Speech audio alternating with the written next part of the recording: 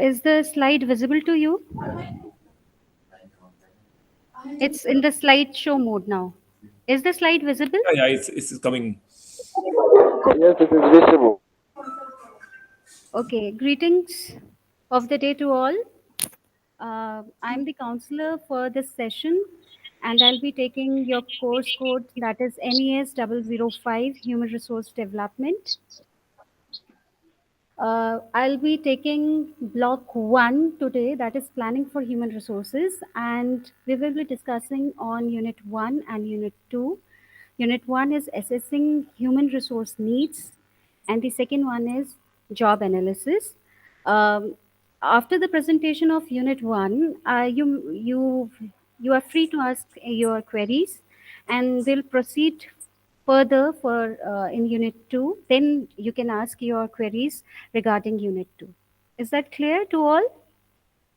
Yes, please, it is clear. Okay. I'll start with unit 1, that is assessing human resource need. uh, I assume that most of you who have taken this course, that is postgraduate diploma in school leadership and management, I suppose that a few of you might be school heads or want to become one. So, if we are willing to get into such position, that as an institutional head, we must know the roles and responsibilities of that particular post. So when we have that knowledge about responsibilities and the roles, we would be able to work more effectively and efficiently. So today in this unit one, the points which we will be discussing is identifying the needs. What are the needs of the head, the needs of the school, the national needs, the staff needs, the needs of the pupil, the needs of the school authority, the needs of the community and parents. Altogether, we will be discussing on the needs of all the stakeholders of education. And then we'll proceed further in this unit on the strategies which will be used for identification of these needs. The strategies that will be used for identifying the needs for the staff, for the pupils, for the school authority, for the community, as well as for the parents.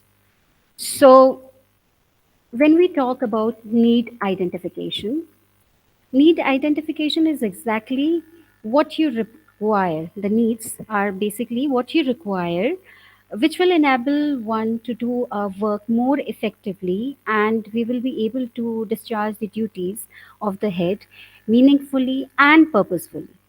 And why we require to identify the needs of the school head, of the schools, and all the stakeholders of education. It's just because it's just because our needs as an individual are changing. We are getting older, we are getting more mature. So might be, and also because of the nature of job, whether as a teacher or as a head of the institution, the needs continue to evolve.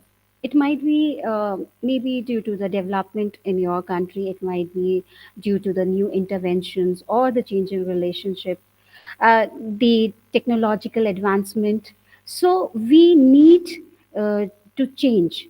So that's why our needs must be identified. So basically, we'll discuss further about the needs of the head of the school.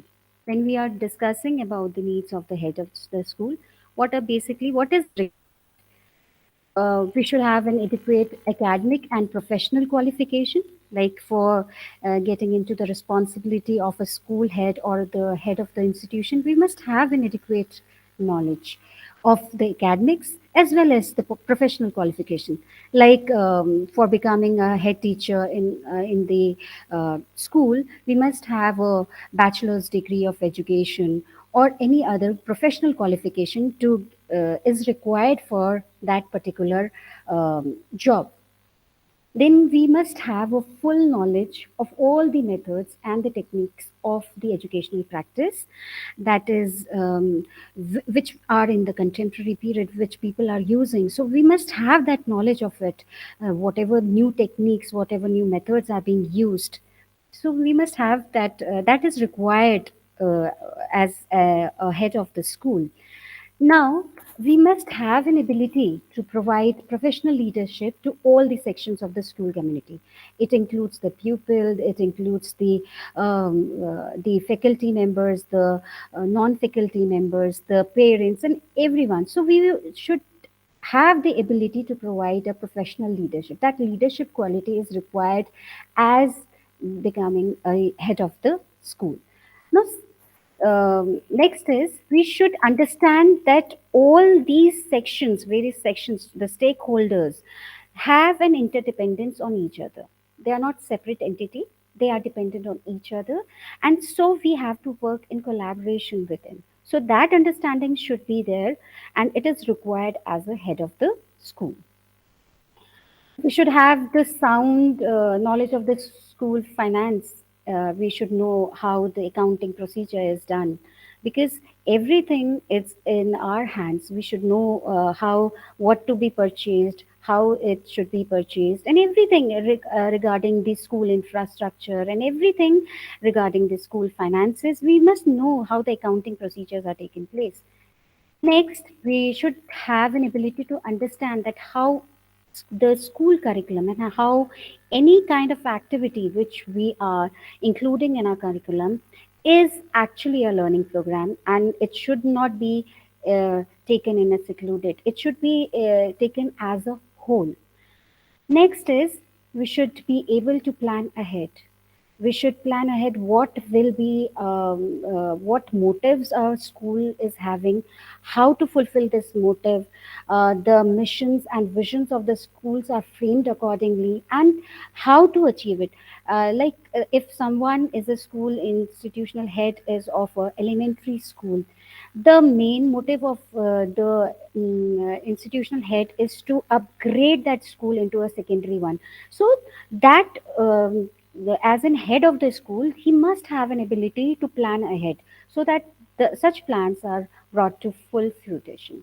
Now, he should have an ability to communicate and motivate and harmonize the various sections of the school community itself. He should have a good communication skill. He should be able to motivate his learners, his colleagues, and everyone who is working with him, who is actually all the stakeholders of the education. Next, he should be able to work in the interest of the school, and he should have a capacity to bring all the sections of the people, those are having an interest in the school together. So he should have the capacity to work in collaborations with each and every section of the community, which will be benefited from the school itself. Next, he should have a capacity to work effectively and efficiently, not only singly but also in groups, as we have discussed earlier also. Next, he should have a thorough understanding of both the national goals in education as well as the mission of the school. The mission of the school is actually formulated taking into consideration the national goals of the education. Now we will be discussing on the needs of the school. Earlier we have discussed what were the needs of the school head. Now we'll be discussing the needs of the school. What does the school require? The school requires that there should be an adequate infrastructure and equipments for all the teaching learning processes which we'll be undertaking in the institution itself. So there should be adequate infrastructure for fulfilling all those. Next is they should have an adequate funding to meet capital and running cost. There should be capital and the for the day to day for the maintenance of the institution also. There should be an adequate funding for it. Next, there should be a caring and a helpful and involved community, because since we have discussed earlier also, it's the community participation which is at most required for the school, for the betterment of the school, and so there should be caring and a helpful environment which should be formed by the community itself. Now, next. The government support should be there for funding and should be in assistance in line with what the other schools, similar schools are receiving, so that the school also receives the similar kind of assistance which the government is supporting and funding to other schools of the similar kind. Now, the school also requires a committed head to manage the school effectively. It Because without one, the school will not be able to function well properly. Next, a suitably qualified, experienced, and a devoted staff who should be capable of delivering the curriculum. What is required? Because when we talk about the school head, he requires the subordinates, the teachers, the faculty members, the non-teaching faculty members. He requires a good and a qualified and an experienced as well as a devoted staff who should be capable of delivering the curriculum as desired, as given in the mission as well as in the vision of the school.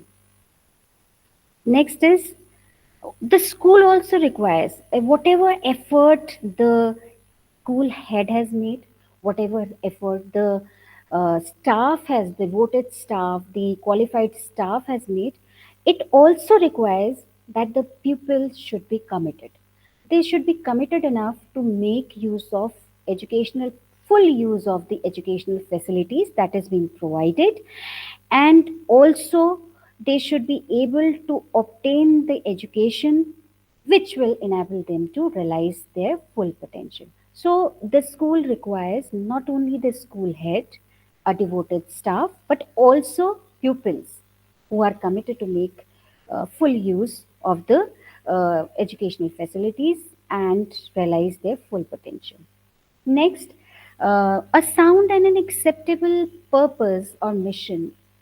There is requirement of a sound and acceptable purpose, because that provides a guideline, or it provides a guideline not only to the school to achieve the objectives, the targets, but also it gives a direction to the school head and also to the staff, and to deliver the curriculum properly.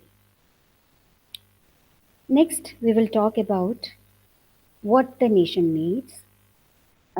Actually, all I'm summarizing I'm taking all the nations together, because I'm not focusing on one nation, but it is the nation need that education, what is given to the imparted to the learners, that education must bring them, well, must develop them to become self-reliant.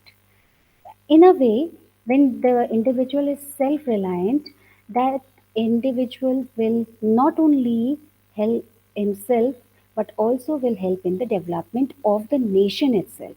So, the nation, what it requires, that individual should be self reliant. They should, when an individual is self reliant, then definitely that will bring a development in the nation itself. Moreover, education should be provided keeping in view the needs of the various sections of the society. The disadvantaged groups should have the ample opportunity of getting equal educational opportunity, because that will bring a success not only to the individual but also will bring the success to the nation itself. So basically what the nation requires is, the education must bring self reliance among the learners. That will definitely enhance the development process of the nation as a whole.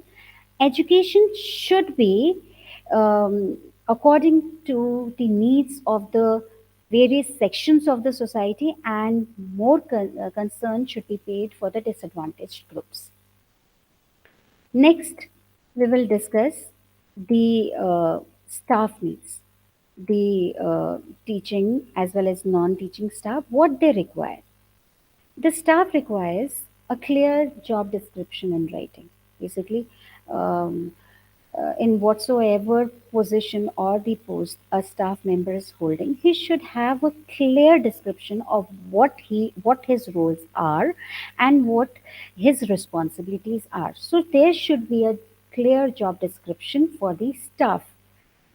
Next, because not all of the staff members are capable enough. There is always a an, gap, professional gap. If there is some lacking, if there is some weaknesses, we must know the strength as well as weaknesses. If there is a gap between it, so there the staff requires a provision for the professional development. What it requires is there should be provisional for professional development in terms of training, in service trainings, so that it brings growth in all the staff members. Uh, all must be included, although the temporary position holders, the probationers, the senior teachers, the head of the departments, the office staff, the ground staff, the hostel staff, everybody, if there is some gap in their professional skill, there should be a provision for the professional development. Next is what the staff requires is there should be an adequate supervision of their teaching, because once one starts teaching, um, uh, the staff requires that there should be a supervision of whatever the work they are doing, because that will give a feedback to them. That will be a provision. There will be a provision of feedback to the learners, to the staff members, and they will be able to improve and enhance their roles and responsibilities. So, what a staff requires is there should be an adequate supervision of whatsoever work they are doing. It's not regarding the teaching staff. There might be non-teaching staff also. So there has to be adequate supervision of their work. So next is the both the teaching as well as the non-teaching staff. There should be a sound deployment of the staff, and what there should be a clear statement of school's mission and objectives and agreed targets, because according to the school's mission and objectives, then only they will be directed to fulfill their roles. They will be directed towards the objectives of that particular school. So then they will be able to perform their jobs properly. Now, next is staff requires adequate support material as well as infrastructure also. If we'll talk about any the lab technician or the laboratory who is managing the laboratory, so he should have all the materials and all the infrastructure so that he would be able to perform his duties properly. Similarly, in the case of any teacher who is teaching, so he should have all the TLMs, the support materials, whichever is required for making a smooth teaching learning process. So for that also, the staff requires all these things, the support materials as well as the infrastructure. There should be, there should be libraries in the schools, where they would be able to, make use of the reference materials and the good books available in the schools. So these are the requirement of the staff to fulfill their duties properly. Now, yes, another important aspect is they require a positive and a supportive school climate. Because when we are working in a group and when we are working with humans, we require support and assistance in any kind from each one, from our fellow mates, from our peer groups. So that positive and a supportive climate is required, and that is the staff needs. Now we'll come to the needs of the people. What exactly the people needs? Uh, Pupil, I think they require a relaxation of discipline. Might be if there is a strict school and they are quite disciplined, so they require a kind of a relaxation of discipline. Next is they want that they should have good examination results, so that they would be able to further go for a training or get a good job. So they require a good examination result. Next is they require funds for the co-curricular activities because every now and then we need to involve the students for various kinds of activities which gives a very good learning experiences to the pupils. So they want that these activities should be there, so there should be more funding for such activities. What is there might be some, they might not be liking some of the teachers, or they might not be liking the teaching learning process of some of the teachers, so they might require that the such teachers should be removed and some good teachers should be appointed. They might be the needs of the pupil. Then again, they require more learning materials and equipments. If they should have the libraries, they should have the playground in the school campuses, they should have the appropriate classrooms, and the teachers itself, and all the teaching learning materials should be provided. So these are the that would facilitate the learning. So these are the requirements of the pupils. So basically, one more thing is there might be some of the pupils though who will require longer school holidays, and some might who will require shorter holidays. It depends on them. So these are certain needs of the pupil. And now we will talk about the needs of the school authority. Um, since majority of the school owners, they intend that they have opened their schools are functioning just to provide educational opportunities to more children. So what they wish is, if the school students are the school is able to produce more well qualified and responsible graduates who will achieve and who will bring their best to their capacities, and their best in their chosen field and in the society at large, will definitely bring a credit to the school authority. And that is the requirement of the school authority, because school wants that uh, uh, the credit that a student brings to the school is actually the benefit to the owner, because then only more and more students will be encouraged to take admissions in those schools. So majority of the owners of the school, they intend to provide more educational opportunities.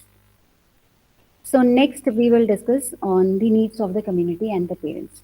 The community holds a very important position in the as a stakeholder of the education, because when we involve parents and community members more, the school staff and the pupils are will be more aware, uh, and they will know that they are accountable for the content and the process of the curriculum. And then the standards that will be achieved, what standards of achievement can be reached by the pupils. So involving more and more community members, the parents, the educated members of the society, they should be encouraged to participate in the school activities and also in the school. Next is, since we have identified certain needs and the needs of the various stakeholders of education, we'll be discussing on the various strategies for identifying these needs, how these needs can be identified. So basically, we'll discuss what exactly strategies are. Strategies are the plans, the various approaches which we take for achieving our desired goals. So, since we know that the school has a mission and an objective, which are not so easy to accomplish, because there are many paths available to achieve those mission and objectives, and each of which requires careful consideration before a choice is made. So we need to carefully use a strategy for identifying the needs. So basically, we'll now discuss the strategies for identifying the needs for the staff. What does the staff require? So, what we can do is, we can have a system for appraisal system for every teacher, and that is through a formal cycle of contact that is done once in a year. so that within that period of a year we will be able to know the likes and dislikes, we will able to know their strengths and weaknesses. So a sound appraisal system should bring a benefit for the knowing the needs of the staff members. Now, next is what we can do as a school head. We can supervise our staff every day. We can have a meeting with them, maybe in a formal occasion or in an informal occasion. We can discuss. We can ask them what they were doing, what difficulties they are having to fulfill certain duties, any kind of any activity in the classroom itself. You should be able to supervise your staff every day. And next is there are many inspectors, the educational inspectors who visit our schools, and they, they give a evaluation report. So, as a school head, we must study that evaluation reports that is given by the inspection team. That brings the gaps, the weaknesses, the gaps, the lacking of the staff, what they require, because that will be basis for the requirement, what they will be requiring. Next is you can also design a questionnaire to identify the staff and the people and the school needs.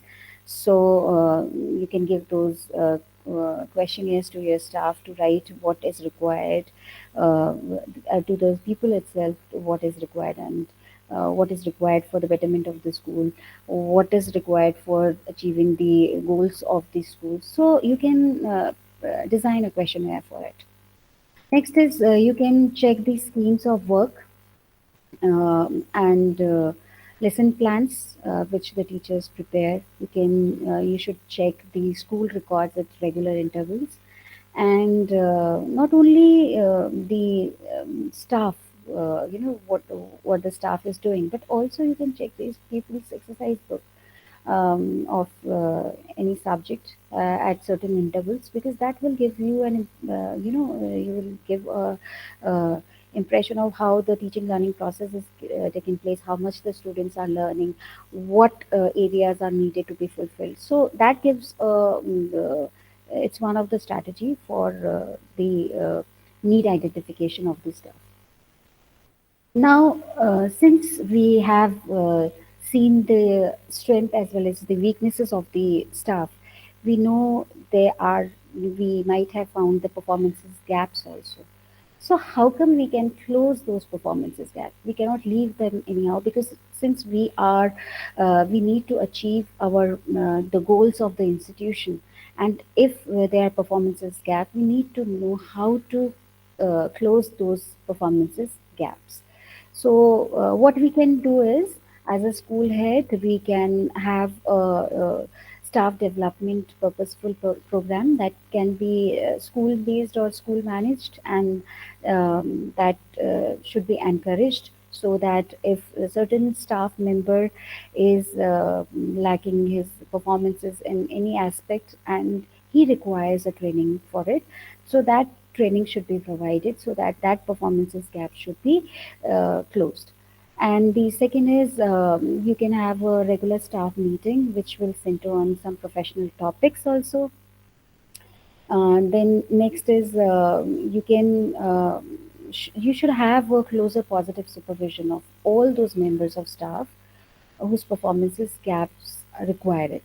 So you should know, as a school head, you should know you should be able to identify who have the performances gap, and you should supervise. If you have taken some purposeful program or you have taken some staff meetings, you should keep on supervising whether they are, the gaps are being fulfilled, their gaps have been closed. So you need to keep a positive supervision on all those members who require it. Since there is a direct assistance by you as a head to the individual teachers and groups, you should also utilize, you should not only you, but you should also utilize the good performances of your other staff members, and you should encourage them to give assistance to their colleagues who need the peer support. So then only these performances gaps can be reduced in a way, because it's not only you cannot only do it in a one-handed way, but you require other people's also, who will be helpful in giving an assistance to their colleagues, and who will extend peer support to the members who require these uh, assistance. Now, what is workforce planning? Since we are talking about human resources, we are talking about the people who are working with us. So, what is exactly workforce planning? Since we know that there are a number of people who are working with us, and we are there to give them the directions, we are there to guide them, but we require a workforce plan. But exactly what is workforce planning? Workforce planning is a process which ensures that the right people are at the right place and the right time. And then only the mission of the organization will be accomplished. Because we have seen, when we are able to identify the people, their strengths, their weaknesses, then only we will be able to plan the workforce, which is we can plan accordingly, and we can ensure that they are working at the right places and at the right time. So a comprehensive workforce development plan needs to be based on workforce planning analysis. So, when we are going for a comprehensive workforce development plan, we must go, we must start with the workforce planning analysis, and which involves identifying the current and the future skills, where we are at present, what's the status of the staff members who are present with us, who are presently working with us, and what are their current status in terms of skills, in terms of abilities, and what a future demand is, what future skills, what future requirements are there, are needed to deliver new and improved services.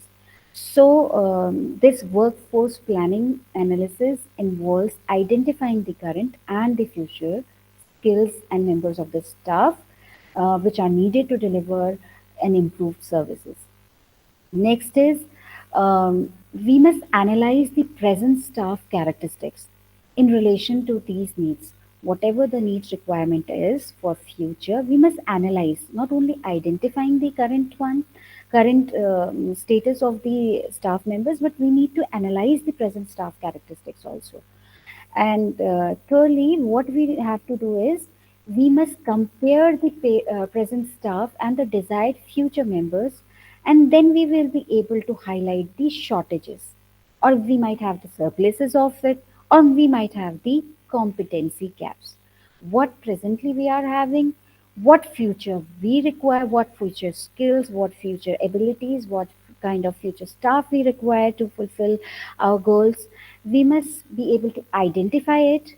We must be able to analyze the staff characteristics in relation to their needs, and then we should be able to compare the present staff and the desired future staff. Then we will be able to mark the shortages, the surpluses, and the competency gaps. Now we will discuss. It's a three-step approach which helps to clarify the process. The first one, which we have already discussed, that what we are trying to get to, what workforce do we need, what is our future requirement, what kind of people we require for fulfilling the needs of the future. Secondly, the where are you now? What is the current workforce position? What abilities your workforce is having now? What abilities, what the roles your workforce is doing now? And the next is, how are you going to get there? means whatever you have decided, what future prospects you have decided for the institution, how you are going to get there. For that, you require a workforce development plan. So, next is where are you trying to get to? Step one is where are you trying to get to? We must assess the current staff need and analyze the future staff need, where what the uh, current staff requires, and also what is required by the future staff. What the kind of school or what the kind of institution we want, and what will be the requirement of that particular staff in future. That should be assessed, the current as well as the future staff needs. Now, determining what the current workforce resources are and how they will evolve over time through turnovers.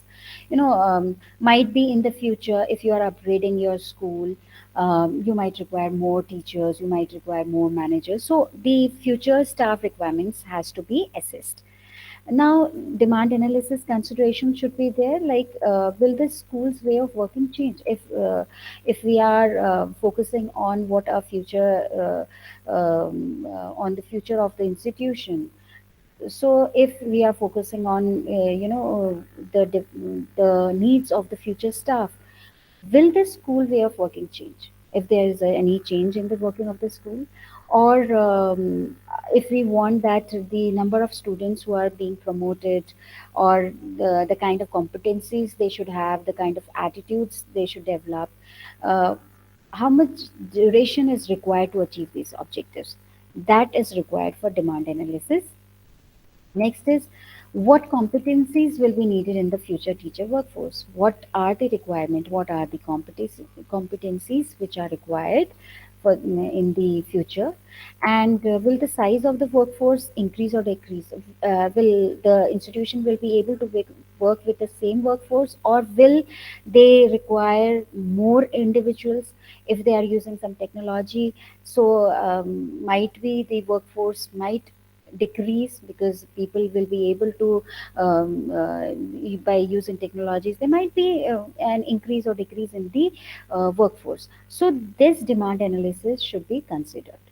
Now next is second, where are you now? Having identified this staff future staff demand in terms of skills, in terms of number, as we have discussed in step one, we now have to look what our current staff supply can meet this demand. So we'll go with the supply analysis consideration.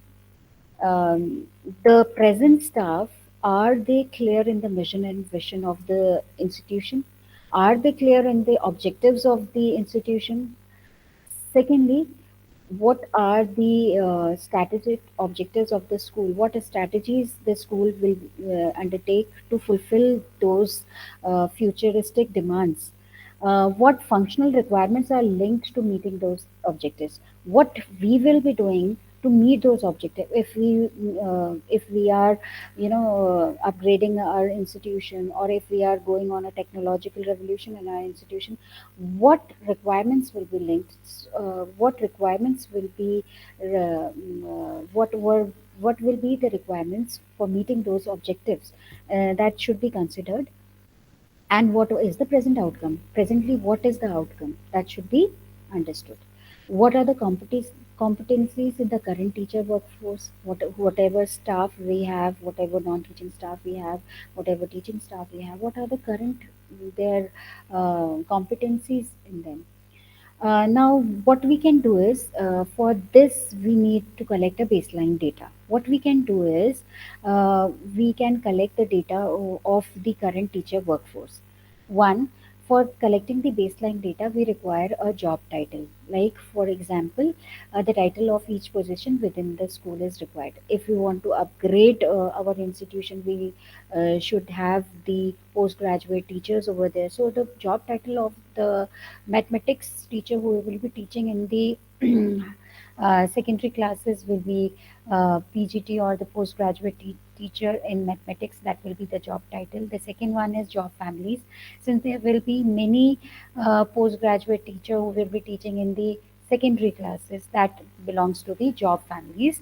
So the mathematics teacher who will be teaching the postgraduate teachers, or the biology teacher who will be teaching the postgraduate class as a postgraduate teacher will be included in the job family itself. So that will be the postgraduate teachers.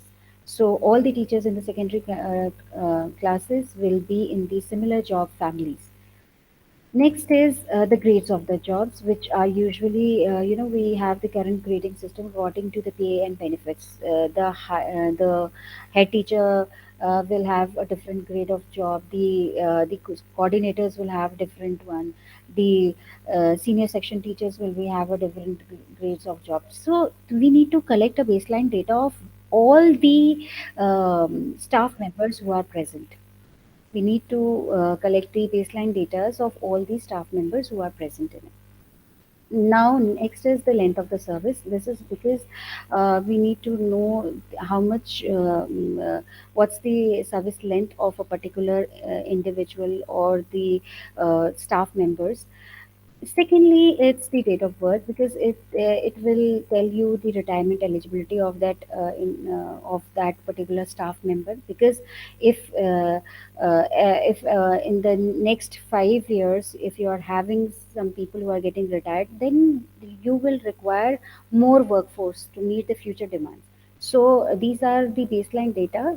These are required for collecting the baseline data. Next is gender. Yes, it should be a consideration for it because this will give important. This information is very important for carrying out the equal pay analysis because there should be a fair opportunity for all the both the sexes at all the levels of the organization. Next is ethnicity. All, yes, there should be an equal opportunity of all the, you should have an equal opportunities irrespective of the ethnicity or the background. And last is the training records.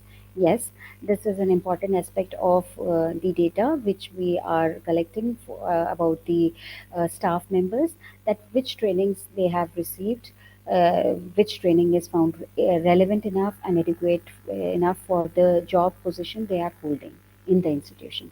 So these are basically the supply analysis is only done through when we have a baseline data about the current the staff members in a institution. Next is, how are you going to get there? Produce a workforce development plan. How are we get?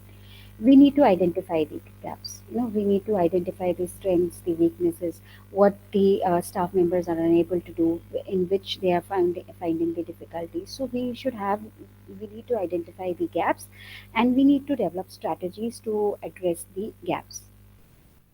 So we need to determine what gaps will exist between the current and the projected workforce. So if there are certain gaps that the strategies which we would take, like we can recruit if uh, there might be retirement, or if there is a requirement of more workforce, then there should be recruitment of new staff members. There should be training and retraining programs. There should be a technological enhancement and so on. Next is, when we have gap analysis consideration, we need to look forward for the needs identification also. How is the staff going to change? Which skills will current teachers be able to contribute during the period being planned for?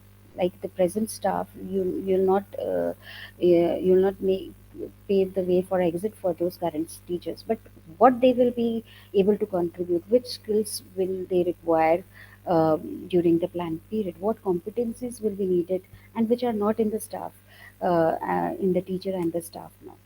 Now, implementation strategies is they should be clear and they should be clear, concise, and measurable, and there should be action that are needed to be undertaken. Now we will look forward for solution analysis consideration. How can training help the transition? Like we are planning for a future, meeting the future goals requirement. So how can this training will help? Which kind of training will help?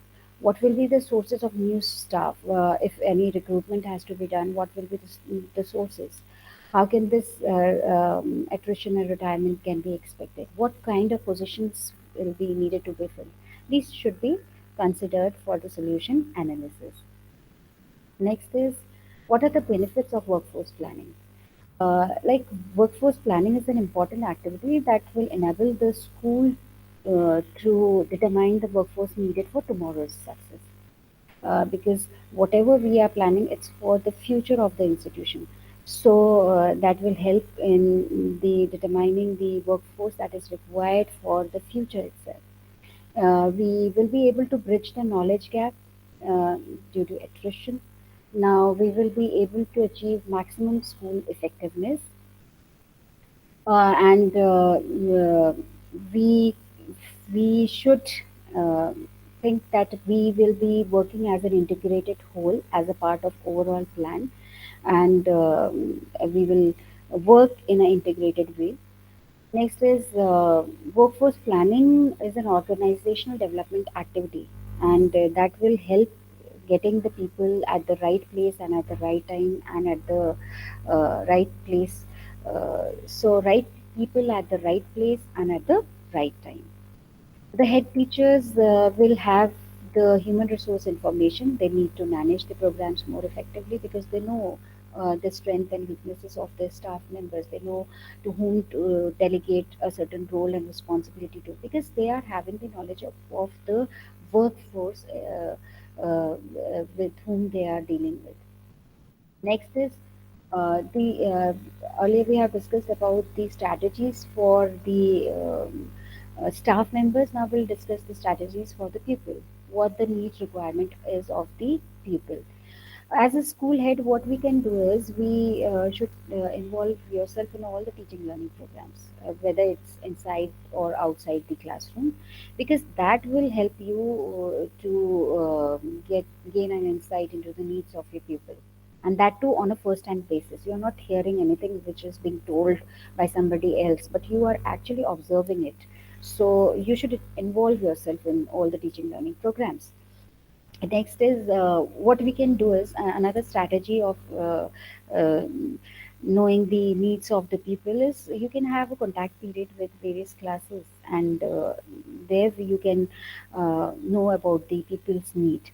Now you can use a good monitor system, and whatever, if you have a good monitor system and a perfect monitor system, you can not only keep that information about the people needs with you, but you need to, you know, you need to channelize it with your staff also.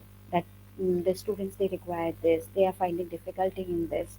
So you should not only keep those information within you, but you should be able to channelize the information. And yes, another strategy of it, for getting the needs of the peoples, you can talk to your staff individually or in a group. You can tell them, and you can also ask them what the peoples require. All right, what the needs of the people are. uh, Another important suggestion is a strategy which we can use at the head of the institution. What we can do is we can utilize a suggestion box or a need box. A suggestion box can be, kept at the school campus itself, where the pupils can confidently, they can give their suggestions. They can raise their needs. They can, whatever they require, they can give a in a question form or in a piece of paper. They can drop their suggestions, they can drop their needs into that need box or the suggestion box.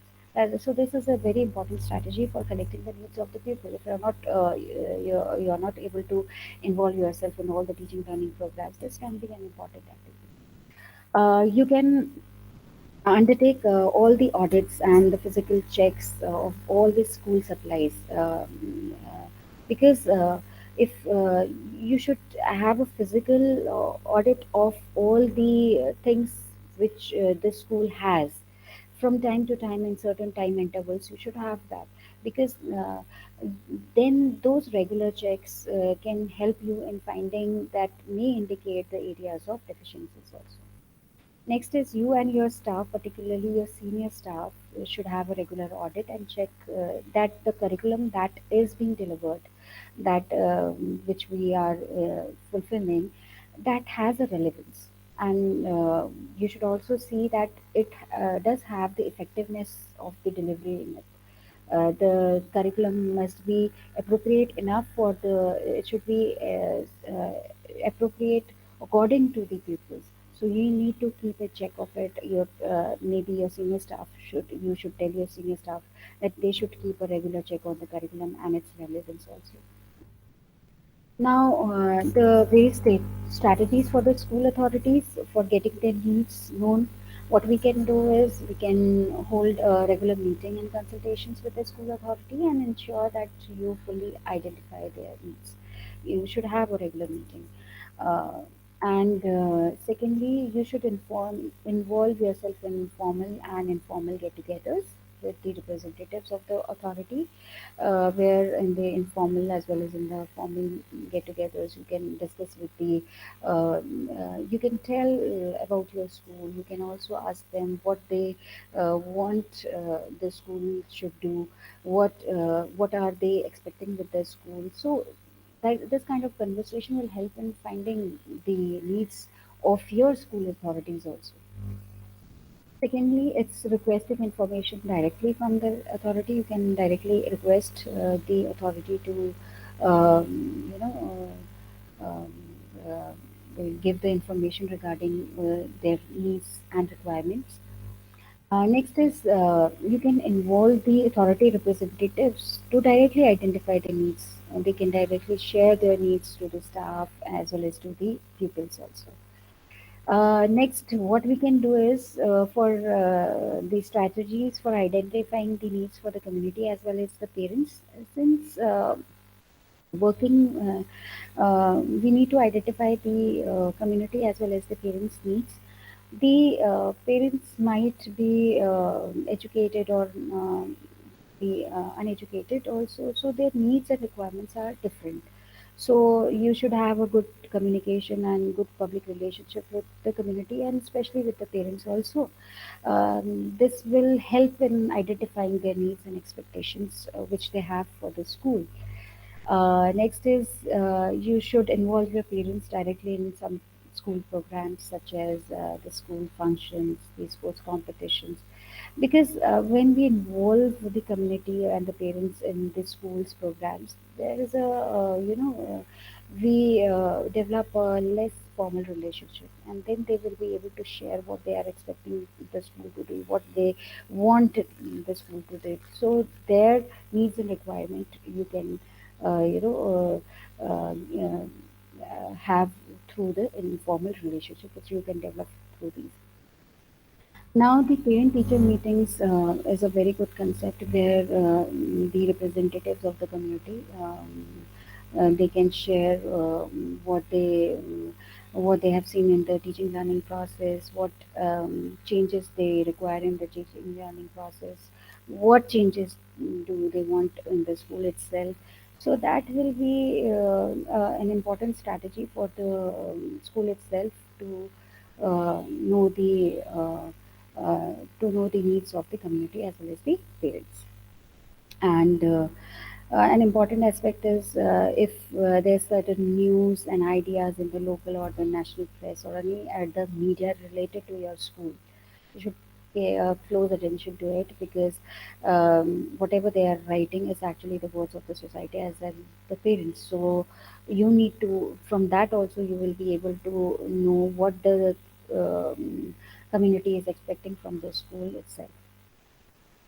So this is the end of the unit one. I am now I'm I ask my learners that if they have any queries on unit one, you may raise your queries.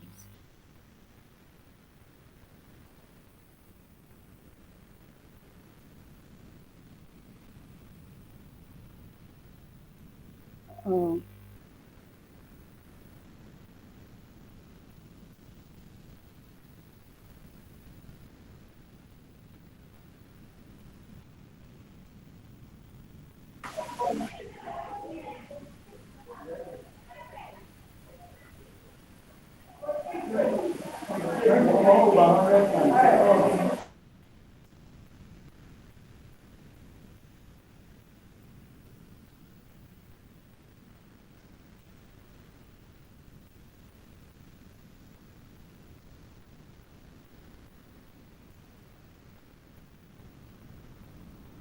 Yes, you may raise your query. Yes. Okay. Okay, good morning, madam. Good afternoon to you where you are. Please, my question has to do with the the needs for the various stakeholders. Please, are the needs arranged in any category order or the order of importance? For example, if you pick the needs of the school, is it arranged such that maybe the first one in your slides, the adequate infrastructure and equipment, is it the Yes. most important, or it can be in any order? That is my first question. Since I'm discussing about the needs, it cannot be in any order because it varies from school to school. It might be that if your school is having the infrastructure and all the equipments, then that is not the requirement of your school.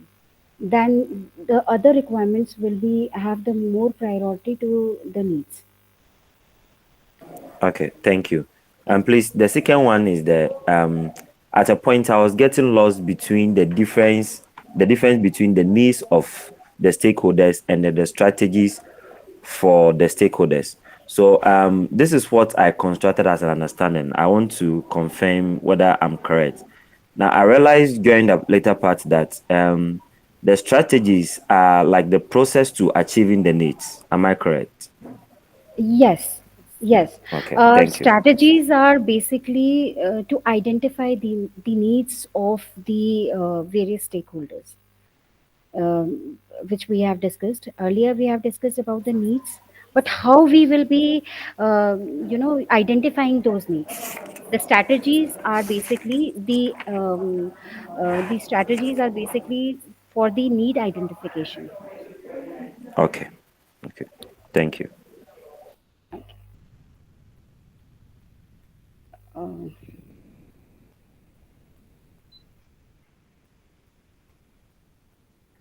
okay, there's Afternoon, another ma. question. Okay, good afternoon. Thank you for a successful work done. My question here is when you are pointing out the school authority strategy, Yes, you mentioned you mentioned that they can communicate their need to the pupils and the teachers. yes. Please, ma, I want you to clarify to us, is it through assembly, calling for assembly and that needs to be delivered, or is it through providing flyers for the pupils to read through it and their parents? Which one will be very effective? See, it depends on your authority itself. If your authority is there, he or she is present in the assembly itself, then that will be a more convenient manner. Uh, but somehow we have seen that the authorities are not present during the ongoing practices that are in the school. So, if the individual is present over there, then he should be able to communicate it. All right, then and there.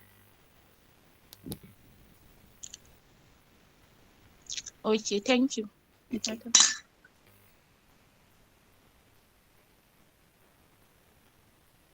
All right. I'll now proceed. Any more queries? Any more queries is there?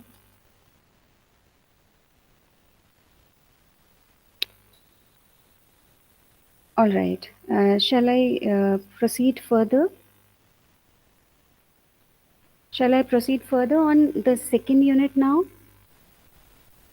Yes, you can Yes, proceed. you can. Okay, okay, okay. Is the slide visible to you? Yeah. Yes, Okay, job analysis. okay. The second unit is job analysis, and uh, the points which we will be discussing in this is what exactly job analysis is, what's the purpose of job analysis, the methods of job analysis, and what aspects of a job are analyzed. What is the use of interview, the observation, and the questionnaire for job analysis. Then we'll proceed with job descriptions and person specification. Um Now, job analysis. When we talk about a job, it's a collection of tasks.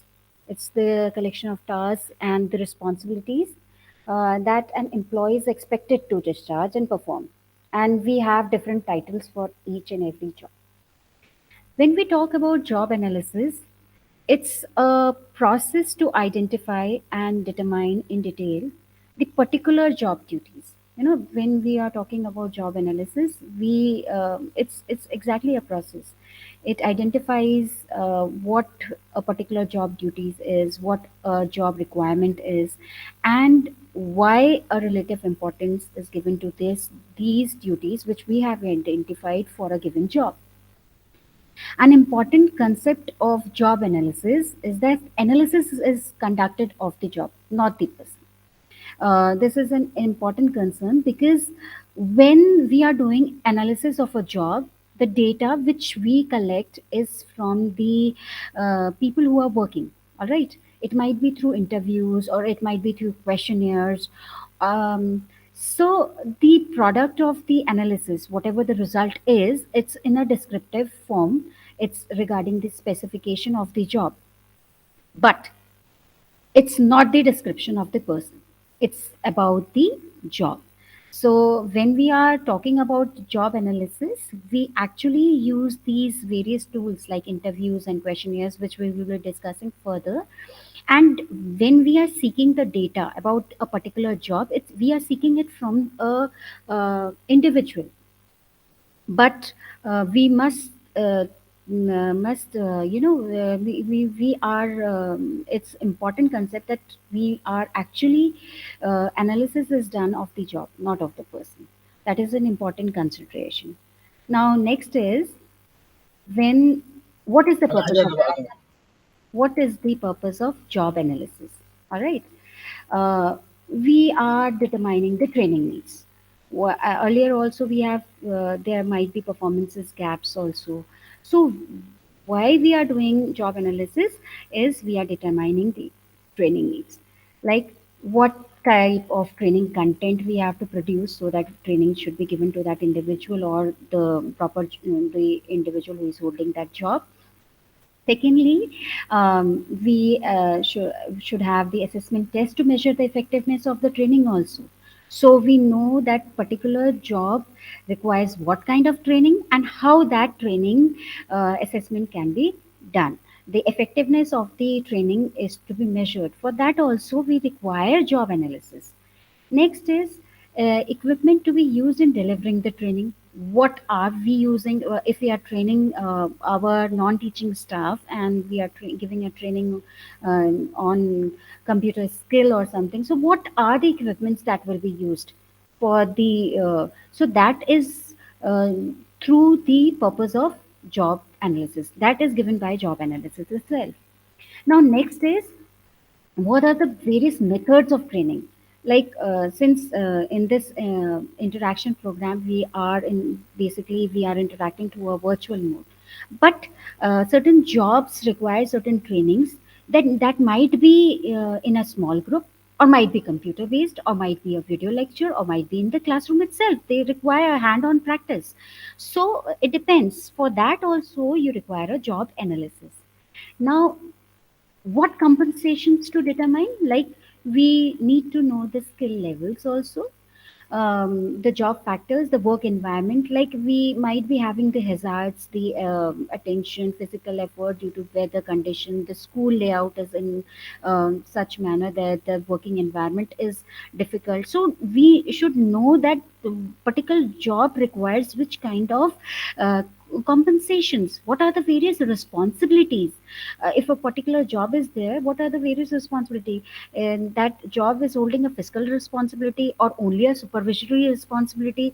If we are talking about the coordinators, they are into the supervisory responsibilities more. If we are talking about the teachers, they are into the tutorials more, they are into the academics more. And what are the required level of education? that is directly related to the salary level. Because what we do is, if as a school head he is getting a more he requires a higher level of education, and for that he is getting a get better salary than the other ones. So for that also we require a job analysis. Now next is selection procedures. All right. What job duties, what job duties should be given when we are advertising the vacant positions? What needs to be done? What will be their roles? What will be the duties? For that also we require the job analysis. The next part is we need to determine the appropriate salary level for the position. What kind of duties the individual is doing, uh, that will determine the salary level. Third is to help determine what salary should be offered to a candidate when we are interviewing a certain candidate. The particular job requirement helps us, because if we are getting an individual who is a fresher and he doesn't have an experience, but if he is qualifying for it, then you will be offering a little lesser amount as in the salary to him. So this job analysis also helps in determining what salary should be offered to a candidate. Then next is minimum requirements, that might be the educational requirements or the experiences requirement. Like if we are uh, getting into a job of a school head, so there might be a certain minimum requirement of experiences also for screening the applicants. So job analysis is required for it. Now, next is interview questions. What questions should be asked? Because for each job has a different, the job seeker roles are different. So the interview questions will be different for each and every job. So it depends. The job analysis helps into framing those questions. Now next is like the selection test. What kind of instruments you will be using? Like you are using the written test, you using the oral test, or you are using the group discussions or the psychological test, or you are using the performances test. If you are appointing um, a computer person working in the computers, so you need to have a performance test. So that is only through when we have done a job analysis. Next is applicant appraisal also. You need to, for the screening purposes also, you need to, you have a proper job analysis, then you will be able to, set an appraisal for the applicant also. Now, next is evaluation forms oriented materials for applicants and new hires. If you have hired someone, if you have, if somebody has taken an appointment, you need to give them orientation about it. So, what kind of orientation materials will be required for that particular job? It depends on the job analysis. Now, next is performance review. What were the goals and objectives? What were we achieved? What performance and standard have been achieved so far? What is the evaluation criteria for achieving the performances? What is the length of probationary periods? After that, the individuals will hold a permanent position. Which kind of duties need to be evaluated? Not each and every duties need to be evaluated, but which will be given more importance. That is done through the job analysis. Now, next is methods of job analysis. When we are talking about the various methods, like if we have a particular set of job classification in our institution, then we can review it. Reviewing is one of the method of getting the job analysis done. Now the other one is we can have an interviews of the persons who are holding the jobs, the incumbent, the supervisors interviews, the ones who are supervising those job holders. Then you can have an interviews of those people also. Then we have the expert panels. This is one of the important method of doing a job analysis. You can go for an expert panel, and they will give you various suggestions regarding the roles and the responsibilities of the various jobs. You have the structured questionnaires for it. You can develop a questionnaire and then you can seek the answers from the jobs who are already in the job. And then you have the task inventories. If there, you can develop an inventory regarding some tasks and the performances of it. You can, you can complete those inventories and you can get which tasks are needed to be fulfilled by in a particular job. Then next is checklist. You can prepare a checklist of it, and then you can check which tasks, which responsibilities are required for a certain job. And there might be open-ended questionnaires also. One must go for the observation also. So these are various methods. Then you can go for the teacher diaries also, looking for the job analysis. And one typical method of job analysis is just to give the job holder a simple questionnaire that we can do. Um, just giving a simple questionnaire to identify his or her job duties, the responsibilities, the aids, the material aids, and the equipment that is required, the work relationship, the work environment, what he seeks while doing his job. This the work completed questionnaire would then be used to prepare a job description. You can give that questionnaire to the people who are performing or who are into the roles of a certain job. Then they will be able to give you the responses regarding the duties, regarding the responsibilities, regarding the aids and equipment that they require in fulfilling their job duties, and the kind of work environment they require, the kind of work relationships they require. So that will be a baseline for you to prepare a good job description or a job specification. Now, another thing is job analysis. You can depend on practical concerns like the kind of job, because each job requirement and roles and responsibilities are different. The kind number of jobs, the number of respondent who are actually into that job positions, and also the location of jobs. This will actually has a dependency on the job analysis. Now, next is when we are talking about what aspects of the job analyzed. Uh, the first one is the duties and the tasks. We have already discussed this in the previous slide that the basic unit of a job is the performances of certain specific tasks and duties. And these kind of information, like the performances, information regarding the performances of the specific task and duties, it can be collected through in a duration. A frequency should be there, an effort on the skill, the complexity, the equipment, the performances standards. So these should be included in collecting the information, right? How frequently they need to be assessed, how is the duration of their task, how is the duration of their duties, how is their effort, what skills they require, what is the complexity, the what difficulties they are facing in fulfilling those duties, what equipments they require in fulfilling those duties and tasks, and what are the performance standards.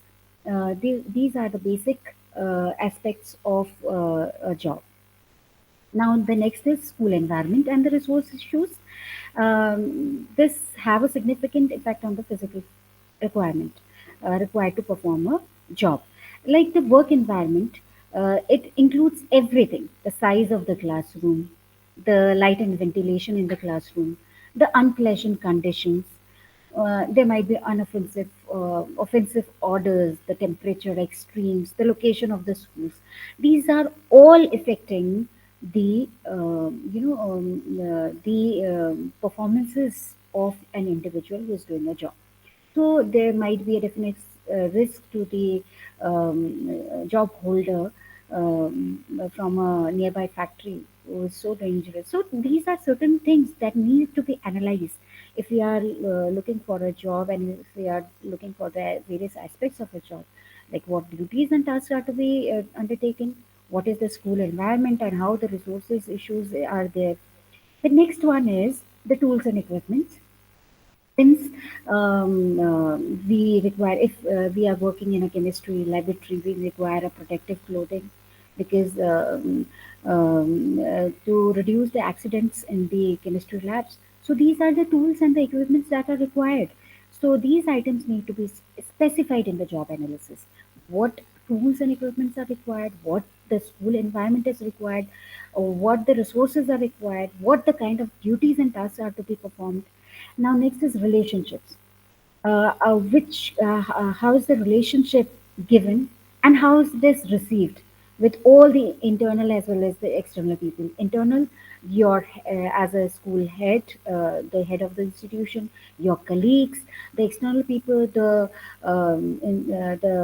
inspectors, the who supervise the institution, the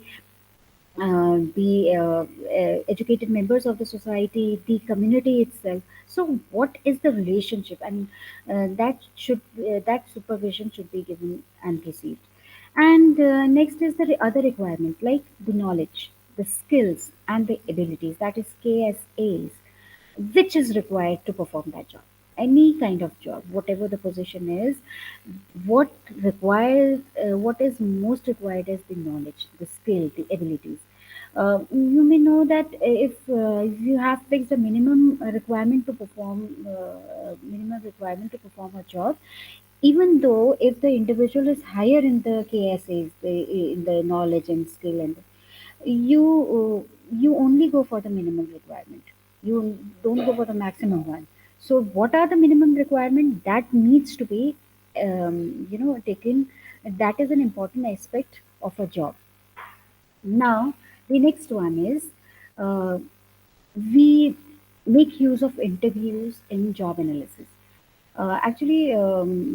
Job analysis is done, the interviews is done, it's conducted basically on the people who are actually working on a particular job.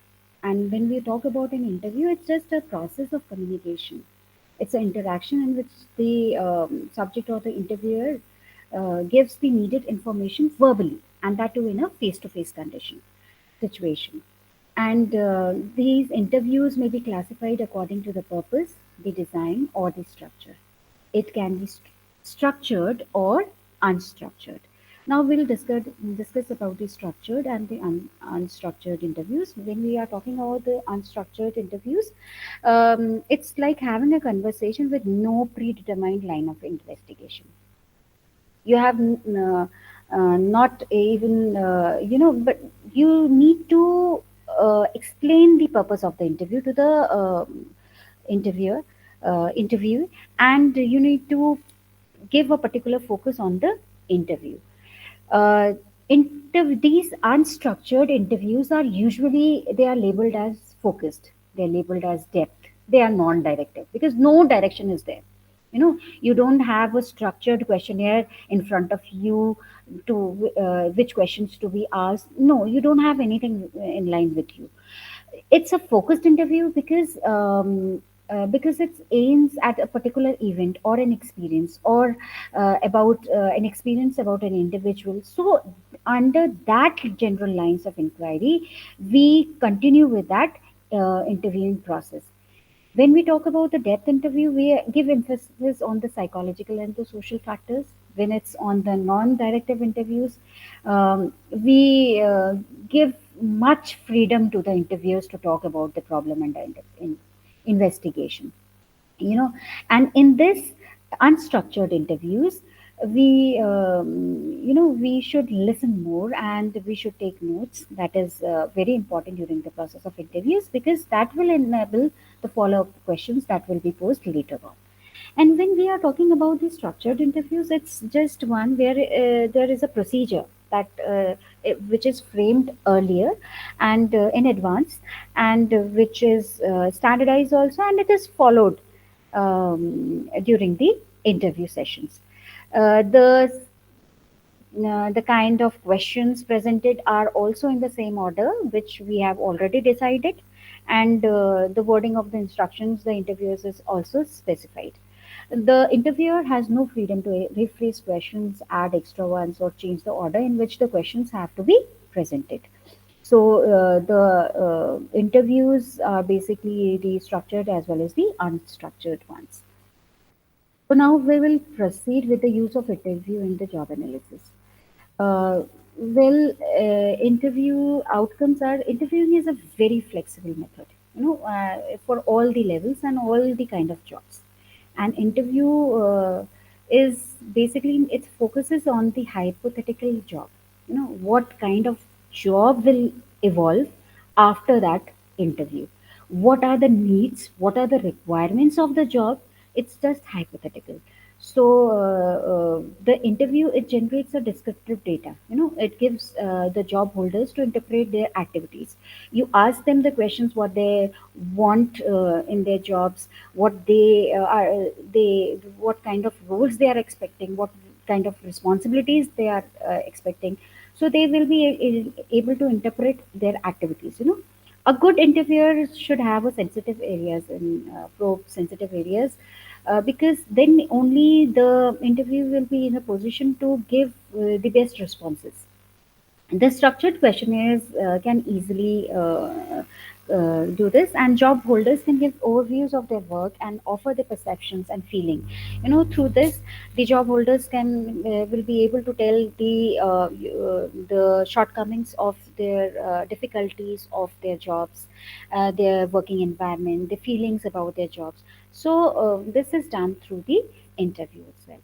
Now, there are certain disadvantages of it too, because interviews are very time consuming and training is almost required for the interviewer. How the questions are needed to be asked, how it should be channelized to the other person. The other person should be able to understand what he wants to seek from him. Co-counseling enables the job holders to discuss work between themselves. However, there is a natural problem that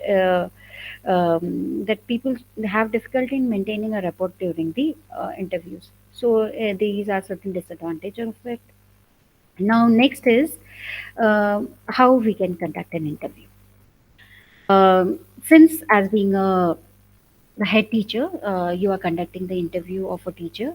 Often, when we ask him that he or she is being interviewed for a job analysis, the teacher may feel uncomfortable. He might feel that whatever he will speak that will definitely adversely affect him in terms of his salary or on the working conditions of the institutions itself. So what if you need to do is, as a head, you need to uh, make make the teacher feel welcome and at ease. You can break the ice by being warm and welcoming also. You can kindly offer a coffee or a water, and then with a pleasant general talk and a positive tone for the interview, then you can proceed with the job analysis part. Now, you should have an arrangement for a private space for the interview. You should make arrangements so that you are not interrupted and the teacher can speak candidly about his or her job. If you are sitting in some public place and there must be some noises around, and if the teacher is not able to express himself and you are not able to hear it, that will be that will not give you the good results. So for that, you should arrange a private place for the interview itself. Now, you can give a overview of the interview process. You can um, take few minutes and you can recap the essential functions of the job, discuss with the teacher about the essential functions of his job, and also explain why this analysis is important. And you should tell the teacher that you may need a few minutes every now and then to jot down his or her comments also, because you will be writing during the interview, jotting down the certain points, whatever he is or she is expressing or explaining. You should write the comments and the thoughts also, because that note will be helpful for you, because you will be able to prepare a description of the job according to that note. Now, next is we need to carefully construct interview questions. The question should be mostly open ended. The open ended questions provide a framework in which the respondent is able to give complete responses. The responsibility on the teacher is that he or she is able to give you a detailed response on that open ended question. Like for example, if a mathematic teacher job analysis is being done, you can ask him, okay, describe how you can use an inductive method to teach a geometrical theorem. Then he will be giving his responses in a very descriptive way. He will be he will give you the response in a very elaborative way. He will elaborate everything. So that is required. Generally, you avoid try to avoid yes no questions unless they are the best way to get the right resource responses. Like if you have ever used blueprints while constructing a question paper, this is required when we are doing a job analysis of a teacher on his evaluation techniques. So these kind of questions are only framed when we are getting the best responses out of it. Otherwise, try to go for the open-ended questions. Now, in developing interview questions, it is important to ensure that the questions are realistic and given the requirements of the job. Okay, they are not so hypothetical. These must be complex enough to allow adequate demonstration of the knowledge, the skills, and the abilities which we are assessing at that time.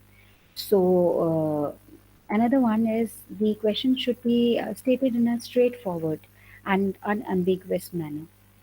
Next is they should be formulated at a language level appropriate for the employee being interviewed, because every job for every job the employee level is different. You know, if you are employing a person for the official job, his level is different from one who is appointed for the teaching learning process as a teacher. So you need to formulate the questionnaire according to the language level which is appropriate for the employee that is being interviewed. Now, the second one. The second one is the use of observation in job analysis. The first one, which we have discussed, is the use of interview techniques. The second strategy, which we will be using, is the use of observation. What can be done? Because direct observation of teachers is required for when they are performing their jobs. This will definitely give you a first-hand knowledge and information about the teaching experiences, because you are observing, you are a direct observer of their performances. um, it gives an insight into whether the learning experiences require students to use, you know, you are able to see that whether the students are using the higher order thinking skills.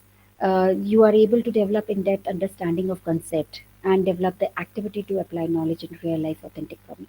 You are actually gaining the first hand knowledge about everything, every teaching learning experience. So for that, observation is done. So next is when we are classifying and recording and viewing the observation, the observer has to take utmost care, because um, that your own biases might influence the observation. Your own attitudes, your own values can impact the observation data. The observer should know that what he or she is looking for in a given situation, and should carefully and objectively record the relevant data. There should not be any subjectivity as a part of as you being the head, or there might be an emotional involvement or some selective perceptions or anything as such. There should not be any kind of subjectivity in the observation. There so it is advisable to avoid this kind of subjectivity. It is advisable that we should develop an observation form or a observation schedule for recording the observation data. The whatever behaviors or the teaching learning experiences which you want to observe, that which you want to observe and record, should be listed on the schedule. The schedule should be simple, and the listing of the behavior or the activities, it should be clear enough, it should be specified and concrete. And you can use the rating scales or the checklist also for recording the observation, or you can prepare a schedule also.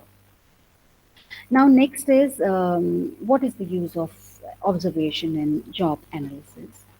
The main advantages of it, because it's a direct observation. You will be able to see the work environment. You will be able to experience the work environment. You will be able to see the interrelationship between the teachers and the students, and you will be able to find out the complexity of the job, the difficulties of the jobs, and the whatever recording has been done is done personally, and it's a direct testimony. It's not any subject to any hearsay rules. No, you have not heard about anything.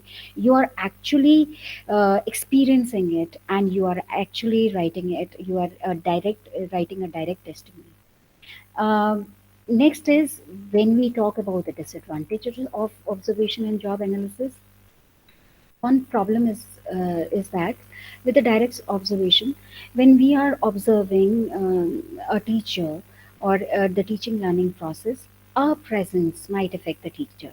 You know, that might cause him or her to change his or her normal work behavior, and I suggest that we must be obtrusive in their observation. It's important to be unobtrusive. The next one is, and the last one, the use of questionnaire in job analysis. When we talk about the questionnaires, usually have various components, and which gives a comprehensive perspective of picture of a complete job. So some of the categories which include as information inputs, like how the staff members gets information, what are the second is the mental processes, what the reasoning, the abilities, the skills, the knowledge which the individual has, the work output, what physical activities, the tools are used for the particular job, the relationship with the other persons. You can frame questions on it, the job context, the physical and the social context of work. Now the questionnaires can be of two types, the closed and the open one. The closed ones are the one who give a restriction on the kind of responses to a question. These are basically structured. And in case of an open form question, the responses are unstructured and flexible, and it provides a greater depth of responses. The respondent are free to give their responses in an elaborate manner, and the greatest advantage of it, that the question gives freedom to the respondent, and so he can easily reveal his opinion, tell his opinion, and clarify his or her responses in an open form questionnaire. Now we'll talk about the job descriptions. The main element of a job description includes the title, usually, which the nation has already agreed according to it. Like when we are talking about the head of an institution, it's mainly the principal. And the second is the statement of the main task. Basically, we need to separate, necessary to separate them before placing in logical groups. So, what are the main tasks that needs to be fulfilled by that particular job? Next is an indication of a person or group whom the individual is accountable. The school head is likely to be accountable to the district education officer or the board of governors. The school teachers are accountable to the school, might be the coordinators. The coordinators are accountable to the school head. So that job description should give a clear indication about to whom the individual is accountable in a particular job. The next one is an indication of the authority the individual has over the staff. What he can do, what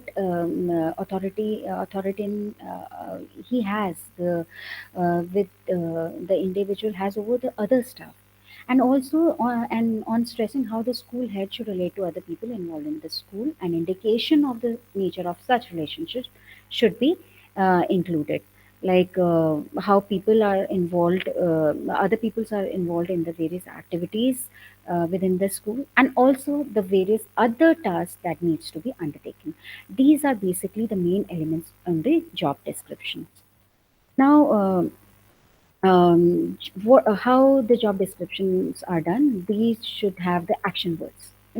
These should be well written duty statements. These are basically the duty statements which should contain the action words, and which should describe accurately what is to be done.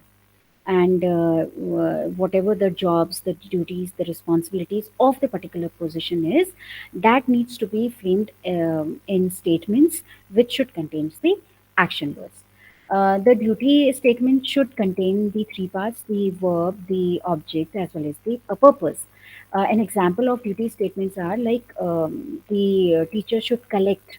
The collection is the verb. What is the object? The evaluation data. Why it is required? To assess improvement in student performances. Teachers should conduct experiments. Why it is done? To provide hands-on learning experiences. So these are duty statements that needs to be framed in the job descriptions, that what particular job requires, what are the roles and responsibilities in a particular job. Now, next is job descriptions. The job description is answers the following important questions: what tools, materials, equipments are used to perform a certain job? Like, if you require a smart classroom, so you require the audiovisual aids, the library, the books, internet. What are the particular requirement of a particular job to fulfill those tasks which we have determined? To fulfill those tasks, what are the requirement, what are the tools, the materials, the equipments that are required? What methods and processes are used to perform these tasks? You can use a small group work, or a lecture method, or a demonstration method. Whatever methods you are using, that should be included. That is an important question that should answer, the job description should answer these questions. The next is, what are the specific duties for the position? The duties of the departmental heads.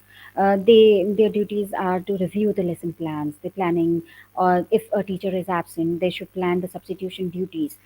They should develop their budget or the annual planning. These are specific duties for that specific position which the job is holding. The next is, what are the critical tasks and key areas of the position? The question helps to isolate the most critical activities.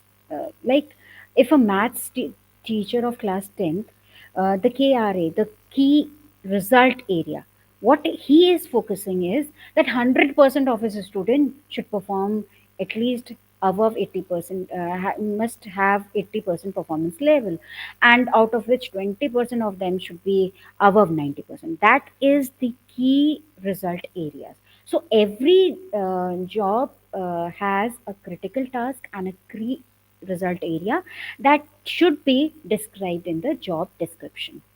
The next one is, what are the discrete outcomes of a job for which the person appointed will be held accountable? Like, for if a teacher is appointed for teaching in the senior school mathematics, his discrete outcomes will be that the students will be able to do develop a deeper understanding of the number system and the various representation of the number systems. So these are the discrete outcomes which is expected of a particular job.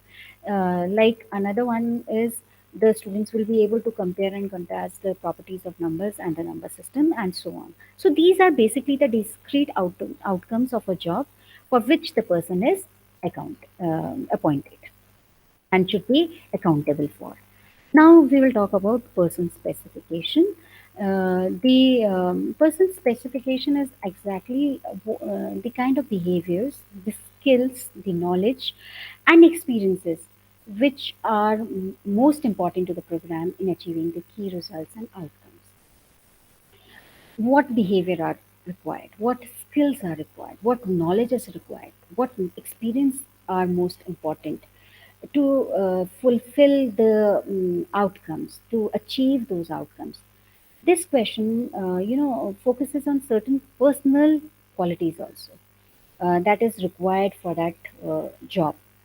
Like, for a teacher or the head teacher, you should have, you should have uh, the difference in the behavior, the skills. Like, you should be competent in teaching profession.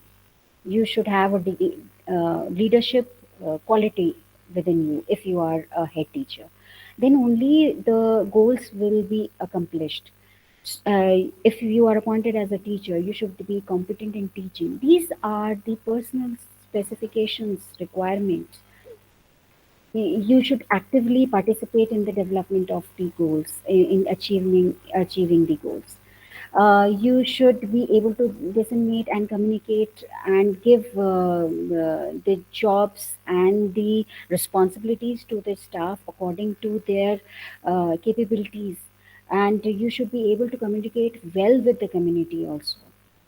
Next is you should be able to assess the progress periodically towards goal attainment. This is something the person specification is there. These are certain behaviors, these are certain skills, these are certain experiences which is required to mainly achieve the outcomes. You should be able to report the progress to the school participant. You should ensure effective management. Our systems are in place, and so a person's specification, if we conclude, it refers to the type of individual you want in terms of the qualities, the qualification, the background, and the experiences. And a comprehensive job description should include the person specification also. And so the content of job description should identify and describe the abilities and skill, that includes the background, the abilities and skills. Then, secondly, it should also describe the relationship with others, like for head teachers and teachers, how the supervision is given, how the supervision is received, how you are negotiating your ideas, how you are exchanging your informations with others, how you are communicating, how you are talking and listening, or even signaling, or even giving, you are conveying or giving exchange information, how you are instructing or giving trainings to your colleagues, if and you are also demonstrating to your students. Interpersonal skills and behavior, how you are dealing with a range of moods and behavior in a very tactful manner. These are all required in the job descriptions. So, the physical demands also, like for the physical education teacher, these are certain demands that he should be, the body should be agile enough. He should have a balancing body. He should. These are certain requirements for the physical education teachers. He should be able to handle. So these are certain attributes which we are required in a physically. Now again, when we are talking about the fine arts or the music or dramatics teacher, these are certain content of the job description that he should be able to talk or express or exchange idea by means of spoken words. All right. But this is prominent for the fine arts and the music and dramatics teacher. Now, they should be able to hear also, because perceiving the nature of sounds. These are all used for the various activities which they will be undertaking during their teaching learning processes. So, these are the qualities which are required, like for the chemistry teacher or for the home science or for socially productive work teacher. These are certain, they have a degree of accuracy of differentiating the similarities or intensity or quality. These are certain qualities which should be there in the content of job description, the personal descriptions of the job. So now I end my unit 2. So I'm here open for any kind of queries. If you have any, you can raise your queries.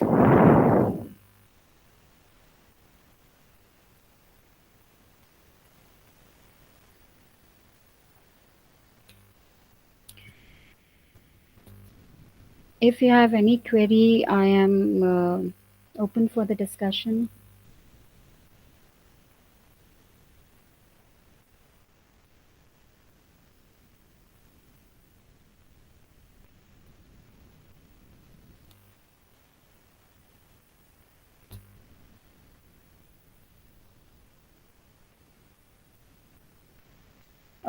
Sir, there are no queries from the learners.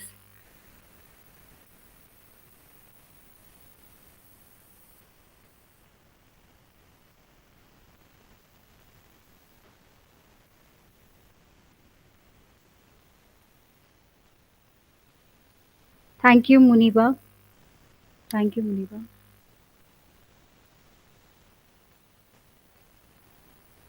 Um,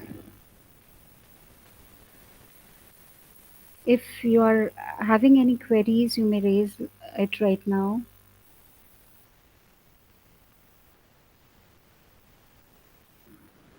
Please, my own is not about the unit two, but I'm just asking in general. Whilst the video will be shared on the platform, will the slides also be uploaded? I'm not able to get your question. Could you please be clear, please? I'm not able to hear what you are asking. Okay. So please, I'm saying that the video for this session, while it's being recorded, will be uploaded on the platform for us, the Uh, management platform. yes, yes.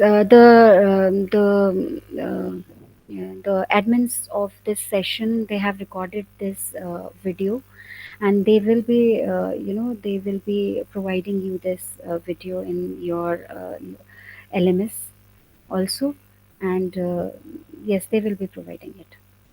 Okay. So I was asking that would they also add the slides of this presentation? uh, Or i'll they- i'll i'll ask the director of this regional center. Sir is not able to. I'll ask him and I'll respond to you back. I think sir will be able to respond to you in a better way. Uh, So yes, he is ma'am. asking that apart from the video recording, Yes. um, will the presentation will also be provided to the learners or not? Okay. Um, okay. It depends on the resource person itself also. So if the resource person means if ma'am you are means ready to share your PPT, only Yes. then we can share it with the students. Sure, sir. That's not an issue. I will share it with you. Yes, sir. Okay. Because if the learning material reaches to the learner, then it is good for them. Yes, sir. So yeah, it is upon the resource person. We cannot say any binding statement. Even this video is already available, but if they are willing and if you are ready, then that is fine. Okay, So sir. I'll be sending you. I'll be in that sending you case, the ma'am, PPT also. we'll be sharing it through this WhatsApp group. These students have a WhatsApp group, Okay. so it will be shared through that group because in this LMS, yeah, even it can be uploaded in LMS also, but we can share it in the WhatsApp group. I will be talking to our RD sir, and as per his suggestion or guidance, we will do that. Okay. Okay. Yes. I hope his query is being resolved now. Yes, it has been resolved. And dear learner, it was a beautiful session by ma'am.